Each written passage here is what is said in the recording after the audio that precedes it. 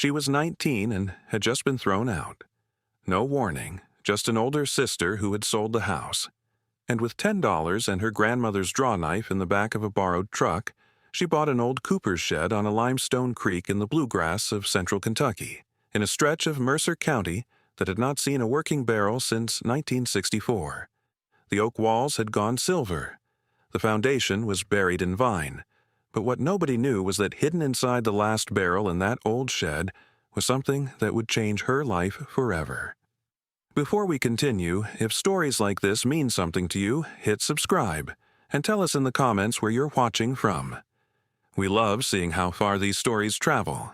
Nell Harker had grown up with the smell of charred oak, not the smell of a campfire or wood-burning stove, the deeper, sweeter, more specific smell of white oak that has been split along the grain and shaped into staves and bent over a fire and then charred on the inside with a controlled flame, until the surface of the wood turns black and the sugars in the oak caramelize into a thin layer of carbon and sweetness that will, over the next 4 or 8 or 12 years, give color and flavor to whatever liquid is stored inside the barrel. Her grandmother had taught her to recognize that smell the way certain grandmothers in certain Kentucky counties teach a child the one thing that matters most, by putting her beside the fire and letting her breathe it in until the breathing became knowing. Her grandmother's name was Opal Harker, and she had been a barrel charrer at the Jessamine Creek Cooperage in Harrodsburg, Kentucky, for 32 years. Opal had not been a cooper. She had not built the barrels.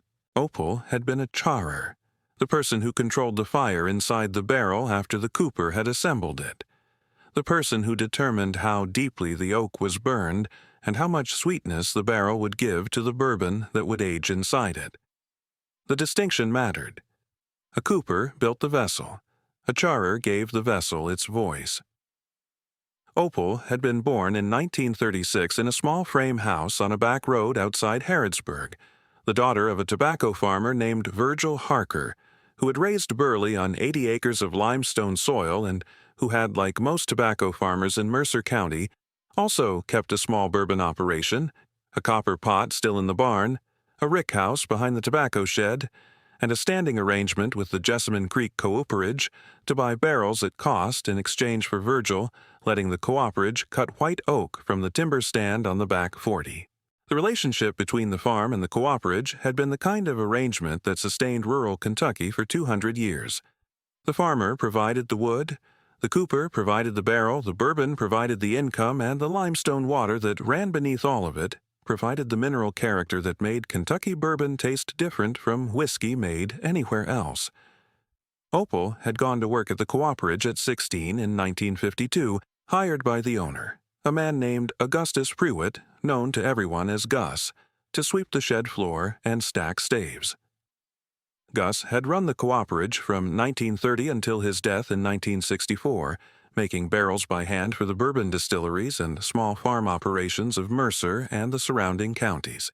He had been the last hand cooper in the county, the last man who split his own staves from white oak logs, shaped them with a drawknife, assembled them over a fire, and charred the interiors himself, controlling the char level by eye and by smell rather than by timer or thermometer.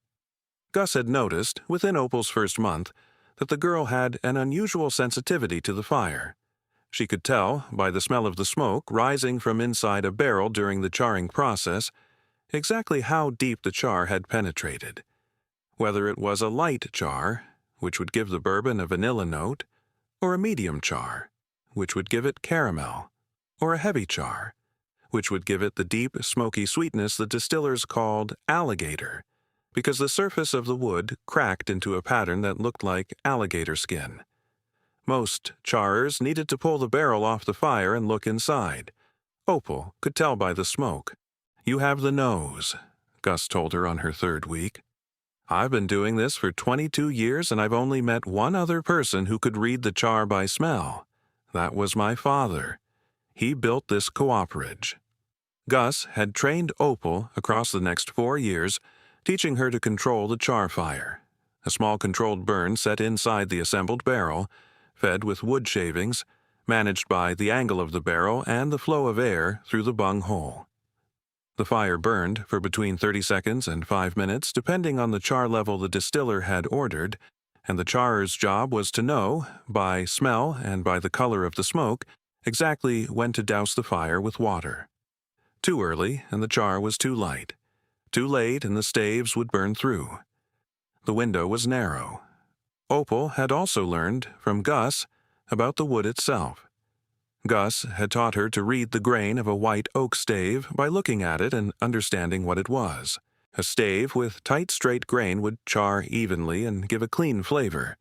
A stave with wavy or interlocked grain would char unevenly and give a muddled flavor. A stave with a knot would burn through at the knot and ruin the barrel. Gus had selected his staves by hand, one at a time, from the split oak bolts in the yard, and he had rejected more staves than he kept, because a barrel made from the wrong wood was a barrel that would ruin the bourbon. Gus had died in 1964 when Opal was 28. The cooperage had closed, Gus's sons had not wanted the business, and the bourbon industry had shifted to machine-made barrels from large cooperages in Louisville. Opal had taken a job at the Mercer County feed mill, sacking grain for $1.85 an hour, because the cooperage had been the only employer in the county that needed a charrer, and the feed mill was the only employer that was hiring. She had worked at the feed mill for 20 years, from 1964 until 1984, when her back had given out. She had never charred another barrel. But Opal had kept the knowledge. She had kept it the way mountain people keep knowledge, not in a book and not in a file, but in her body, in her hands, in the specific memory of how white oak smells at each stage of the charring process. She had kept Gus's drawknife in the closet of her bedroom for 40 years. She had kept a single charred stave from the last barrel Gus had made, leaning against the wall in the kitchen, and she had sometimes, on winter evenings, held the stave to the light and run her fingers along the grain and the char, and told Nell about the cooperage.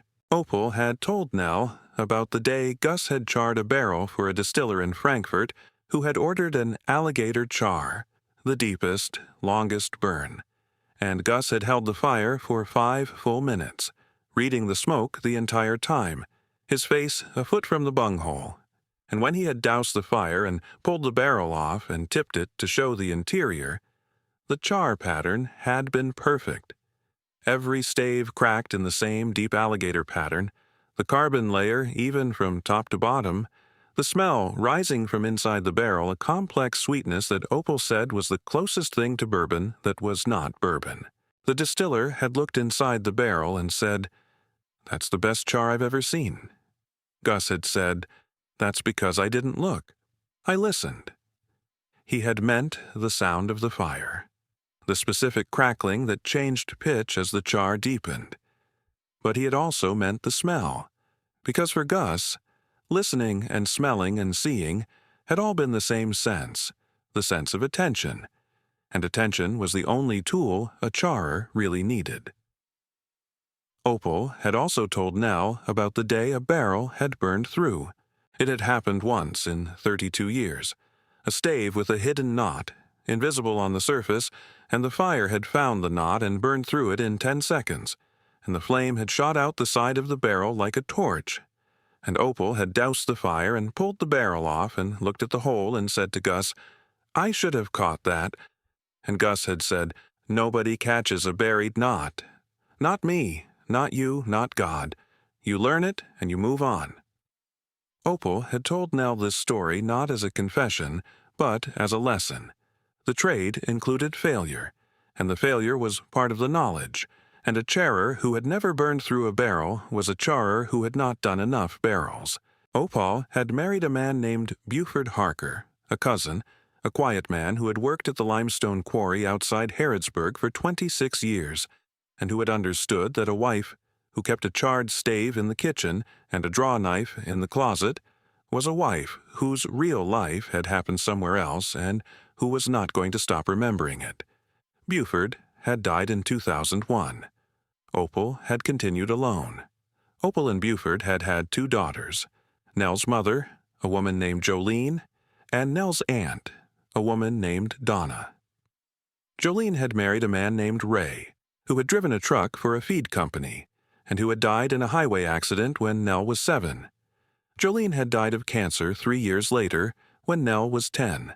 Nell had been raised from the age of 10 by Donna, Opal's older daughter, who had lived in a small house in Harrodsburg and who had worked at the county courthouse as a records clerk, and who had taken Nell in because Donna was the kind of woman who did what needed to be done without discussing it. Nell had spent every weekend at Opal's house from the time she was 6, before her mother died, and after. The weekends at Opal's had been the fixed point, the way a fixed point works in a life that has no other fixed points. Opal's kitchen had smelled of charred oak and coffee and the specific mineral smell of limestone water from the well, and the charred stave had leaned against the wall beside the wood stove, and the drawknife had been in the closet, and these 3 things, the smell, the stave, the knife, had been the furniture of Nell's childhood. Opal had taught Nell to read wood grain at 6. She had picked up a piece of firewood from the wood box beside the stove and held it in front of Nell and said, "What do you see?" "Wood," Nell said. "Look at the lines," Opal said. "The lines are the years. Each line is 1 year of the tree's life. Tight lines mean the tree grew slow. Wide lines mean it grew fast. Slow wood is strong wood. Fast wood is weak wood. A cooper wants slow wood. A barrel made from slow wood will hold bourbon for 20 years. A barrel made from fast wood will leak in 5. Nell had looked at the firewood. She had seen the lines. She had not, at 6, understood why they mattered. She understood now. By 8, Nell could pick up a piece of white oak and tell Opal whether it was quarter sawn or flat sawn, 2 different ways of cutting a log that produced 2 different grain patterns, one tight and one open, one suitable for barrels and one not. By 10, Opal had let Nell hold the drawknife.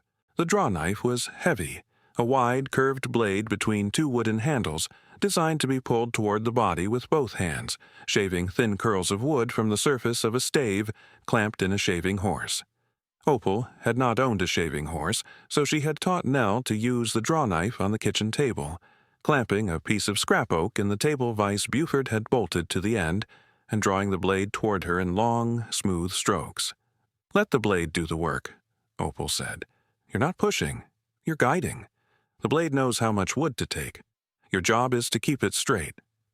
By 12, Nell could shave a stave to even thickness using Opal's drawknife, a skill that had taken Gus's apprentices 2 years to learn, and that Nell had learned in 6 months of weekend visits because Nell had the same thing Opal had, the hands. The steady, patient, unhurried hands of a person who understands that wood cannot be rushed. By 14, Nell had begun to understand the charring. She could not char. Opal had no barrel to char, and the drawknife was a shaping tool, not a fire tool. But she could smell. Opal had taught her to smell the charred stave the way Gus had taught Opal to smell the smoke. By holding it close and breathing slowly and noticing the layers. The surface carbon first, sharp and clean, then the caramelized sugar beneath, sweet and warm, then the raw oak below, that, woody and tannic. 3 layers in one piece of wood, each layer telling a different part of the story. Nell had memorized the layers by 14. She could pick up the charred stave from the kitchen wall and hold it to her nose and tell Opal which layer she was smelling, and Opal had said, "You have the nose, too. Your grandfather, Virgil, could smell rain coming from 20 miles. It's the same nose. It just found a different use." Opal had died when Nell was 16. A stroke, at home, on a winter morning in February. She had been sitting in the kitchen beside the wood stove with the charred stave in her lap, the way she sat every morning, holding the stave and looking at the grain in the gray winter light. Nell had been there. Donna had driven her out for a Saturday visit. Nell had walked into the kitchen and found Opal in the chair with the stave across her knees and the drawknife on the table beside her, and the wood stove ticking and the coffee still warm on the counter. Nell had taken the drawknife, the charred stave, and a photograph of Opal standing at the Cooperage fire in 1960, her face lit by the glow from inside a barrel. Donna had not wanted any of these things. After Opal's death, Nell had finished high school in Harrodsburg and had not gone to college. She had gotten a job working for a farrier, a horseshoer named Clyde Mattingly, who traveled the horse farms of Mercer County in a truck fitted with a portable forge, shoeing thoroughbreds and farm horses. Nell had been Clyde's assistant, holding horses, maintaining the forge, cleaning the tools, at $12 an hour. And the work had suited her because the work involved fire and iron and the same steady patience that coopering required. She had lived with Donna for 3 years after Opal's death. The arrangement had ended in the spring of Nell's 19th year when Donna had married a man named Phil from Lexington, and Phil had decided to sell Donna's house in Harrodsburg and move them both to a subdivision in Nicholasville. Donna had apologized. "Phil wants a fresh start," Donna said. "He doesn't want the old house." "I'm sorry, Nell." The house had been sold. Nell had not been on the deed. If you're enjoying this story, take a second and subscribe. It helps us keep making stories like this one. And tell us in the comments, have you ever held a piece of wood and known, by the lines in the grain, how strong it was? She had $10 in her pocket and Opal's drawknife in the back of Clyde's truck. She had the charred stave wrapped in a horse blanket. Clyde told her about the building. They were shoeing a horse at a farm outside Shakertown on a Monday morning when Clyde set down a hoof and said, "There's an old cooper's shed on Shawnee Run Creek about 4 miles south of Harrodsburg. County's had it on the surplus list since 2010. $10. Nell said, "A cooper's shed?" Clyde said, "Gus Prewitt's place. Your grandmother worked there." He looked at her. "I'm telling you because Opal would have wanted you to know, and because you are sleeping in my truck, and that's not a long-term plan." She walked to the Mercer County Clerk's office in Harrodsburg that afternoon. The clerk, a woman named Mrs. Sizemore, stamped the deed and handed Nell an iron key on a loop of hemp cord. "Gus Prewitt's key, Mrs." Sizemore said. "His grandson brought it to this office in 2009 and said, 'If anybody asks for it, give it to them.' Nobody asked." She looked at Nell. "Until now." She drove Clyde's truck down Shawnee Run Road that evening.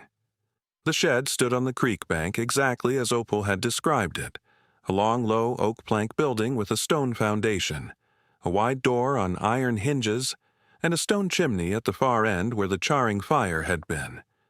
She put the key in the lock. It turned. One room. Oak plank walls silvered with age, a packed earth floor, heavy timber beams, a stone hearth built into the north wall with a wide flue above. Along the east wall, a shaving horse, a low wooden bench with a foot-operated clamp for holding staves. Along the west wall, wooden racks that had held finished barrels. Most of the racks were empty, but on the lowest rack, at the far end of the shed, one barrel remained. The barrel was smaller than the bourbon barrels Nell had seen at the distilleries, about 20 gallons, the size of a small whiskey barrel, white oak, the staves tight-jointed and smooth.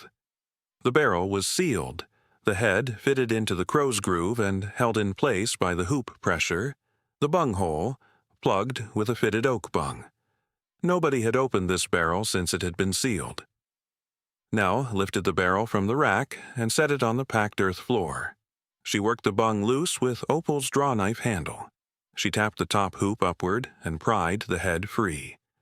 Inside the barrel, packed tight against the charred interior, were a leather tool roll, a heavy canvas pouch, and a thick, leather-bound book. The charred wood had kept them dry. The barrel had been a vault.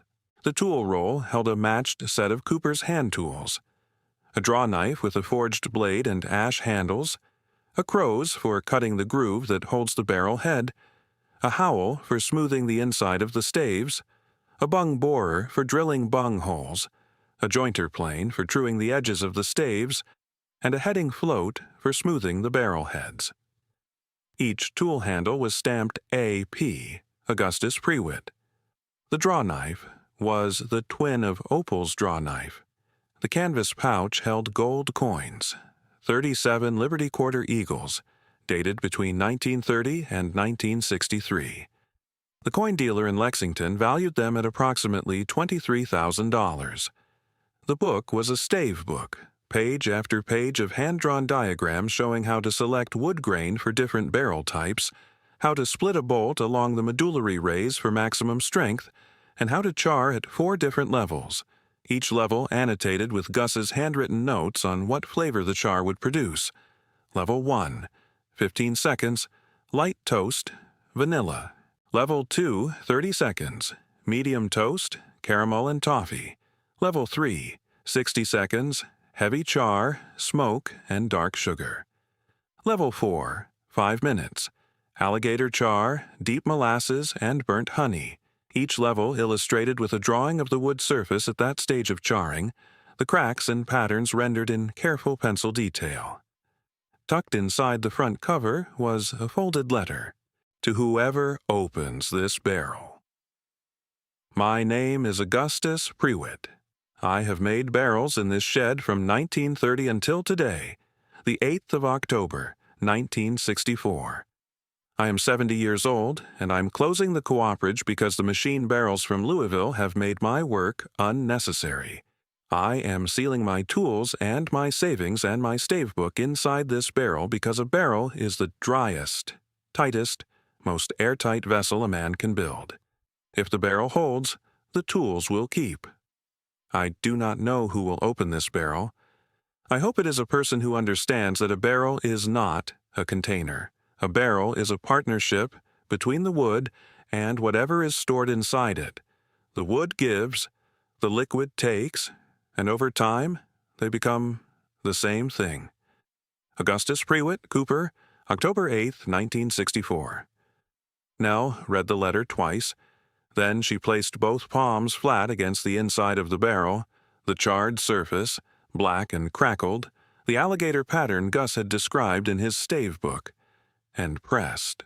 The char was rough and warm under her hands, and she could feel, beneath the char, the grain of the oak, the tight, slow rings of a tree that had grown on limestone soil for 100 years before Gus had split it into staves and bent it into a circle.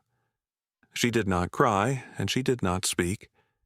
She pressed her palms into the char and held them there and breathed in the smell of charred oak that had been sealed inside this barrel for 60 years, and that smelled exactly like Opal's kitchen. She said quietly to the barrel in the shed in the stone chimney, "Thank you, Mr. Prewitt. I can smell it." The next morning, she drove Clyde's truck to Lexington and deposited the coin dealer's check at the bank on Main Street. She opened a checking account and drove back. The following week, she bought her own truck, a 2000 Chevy S10 with 183,000 miles and a dented fender, from a retired farmer in Bergen for $1,700. The first month was the chimney and the floor. The stone hearth where the charring fire had burned was choked with fallen mortar, and 60 years of leaf litter blown in through cracks in the chimney cap. Nell cleared the hearth by hand, scooping the debris into a feed sack and carrying each sack to the creek bank.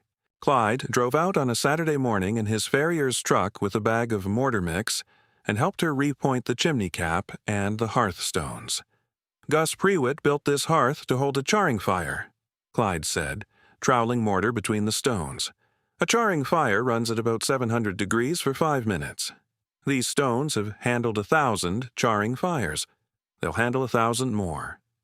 He looked at the shed and said, "Your grandmother stood at this hearth, right where you're standing. She told me once, I was shoeing a horse at the Prewitt farm, she said the charring fire was the most beautiful fire she'd ever seen because it burned inside something it was making." She made the shed livable in pieces. She bought a folding army cot from the thrift store in Harrodsburg for $10 and set it against the south wall, near the small window that looked out at the creek. She found a potbelly wood stove at an estate sale in Salvisa for $25, Squat, cast iron, heavy, and Clyde helped her wrestle it through the wide door and set it on a flat limestone slab she had pulled from the creek bed. She ran the stovepipe through a hole she chiseled in the plank wall, packing the gap with creek clay. A woman named Mrs. Vanover, who owned the farm across the creek, heard from Mrs. Sizemore that a girl had bought the Prewitt shed and walked over one evening with a cardboard box, a coffee pot, 2 tin cups, a skillet, a sack of cornmeal, a jar of sorghum molasses, and a pound of bacon. "Your grandmother charred the barrel my husband ages his bourbon in," Mrs. Vanover said. "That barrel is 31 years old and it's still giving flavor. I figure I owe Opal a meal or two." She came back every Sunday after that with whatever she had: cornbread, soup beans, fried chicken, a jar of pickled beets from her cellar. The first fire she lit in the wood stove, dry hickory splits from a deadfall behind the shed, filled the room with a warmth that traveled across the packed earth floor and up the oak plank walls and settled into the timber beams, and the old wood in the walls released a faint sweet smell of oak that mixed with the hickory smoke. And the smell was close, not identical, but close to the smell of Opal's kitchen. And Nell sat on the cot and watched the firelight move across the shaving horse and the barrel racks and the stone hearth and thought, Gus smelled this. Opal smelled this. The smell is the building remembering what it was built for. She set the charred stave, the one Opal had kept in her kitchen for 40 years, against the wall beside the hearth, exactly where a charer would lean a stave to inspect it in the firelight. She placed Opal's drawknife and Gus's drawknife side by side on the shaving horse, the 2 blades facing the same direction. Opal's thinner and darker from 32 years of grain work, Gus's broader and lighter from 60 years sealed in a barrel. She hung the stave book from an iron nail above the shaving horse, open to the alligator char diagram, Gus's most detailed drawing, the cracks and ridges rendered in pencil with the precision of a man who had spent 34 years studying what fire does to wood. She set Opal's photograph on the windowsill above the cot. Opal at the charring fire in 1960, her face lit gold by the glow from inside the barrel. She got a job in her second year. A craft bourbon distillery in Mercer County, one of the small batch operations that were reviving traditional methods, hired her as a cooperative apprentice and barrel charer because the owner, a man named Mr. Bowman, had heard from Clyde that there was a young woman at the old Prewitt shed who owned Gus's original stave book and who could read a char level by smell. Mr. Bowman had driven out to Shawnee Run Creek and had watched Nell light a small test fire inside a barrel she had assembled from staves she had shaved on the shaving horse, and he had watched her douse the fire at exactly the right moment, by smell, without looking inside. And he had tapped the barrel and inspected the char and said, "That's a level 3. Perfect alligator. Who taught you the nose?" Nell said, "My grandmother." Mr. Bowman said, "Opal Harker charred barrels for Gus Prewitt. If you have her nose, you can start Monday." Word spread through the horse farms and small distilleries of Mercer County. A bourbon maker in Shakertown brought a set of 10 barrels that needed recharring. The original char had faded after 12 years of use, and Nell recharred them in the shed one at a time, controlling the fire the way Opal had controlled it, by smell. A woodworker in Danville commissioned a small decorative barrel for a restaurant, and Nell built it from scratch on the shaving horse using Gus's stave book patterns, and the woodworker held it up to the light and said, "The joints are invisible. Who taught you to fit staves?" Nell said, "Gus's book and my grandmother's knife." On a clear evening in late October of her 22nd year, Nell sat on the stone foundation wall of the shed and watched the last copper light fade across Shawnee Run Creek. The creek ran clear over limestone, the water catching the sunset. Smoke rose from the chimney, thin and straight, the smoke of a hickory fire in a potbelly stove. Not a charring fire, not yet, but smoke nonetheless, rising from the chimney of Gus Prewitt's cooperage for the first time in 60 years. She thought about Gus, who had built this shed and split his own staves and charred his own barrels and sealed his tools inside the last one because he had understood that a barrel was the tightest vault a man could build. She thought about Opal, who had stood at the charring hearth and read the fire by smell, and who had kept a single charred stave in her kitchen for 40 years because the stave was the only piece of the cooperage she had been allowed to take. And she thought about Virgil, who had grown white oak on limestone soil and let the cooper cut it because the farmer and the cooper and the bourbon had all needed the same tree. That's the thing about the fires our grandmothers teach us to read. We do not always know when we are 6 years old and standing beside a wood stove watching an old woman hold a charred stave up to the light that the watching is itself the trade. We learn it slowly, weekend by weekend, grain by grain. And then, 3 years after the old woman dies, we open the last barrel in a shed she worked in and find the tools of the man who taught her, and we understand what she had been teaching us. She had been teaching us that fire does not destroy wood. Fire transforms it. The char is not a scar. The char is the beginning of what the wood will give. Nell Harker was 19 years old and thrown out. She had $10 to her name, and she spent it on an old cooper's shed on a limestone creek in the bluegrass country of central Kentucky. It was the best $10 she ever spent. If this story moved you, share it with someone who needs to hear it. And if you loved it, we have something special for you. 12 brand new stories never released on YouTube, only available to the people who support this channel directly. Each one a full Quiet Road story, just like this one. There is also a full audiobook available for the people who want to listen to all 12 in one place. You will find the link in the bio. We poured our whole hearts into these, and we made them for the people who truly listen. Thank you for being one of them. See you on the next Quiet Road.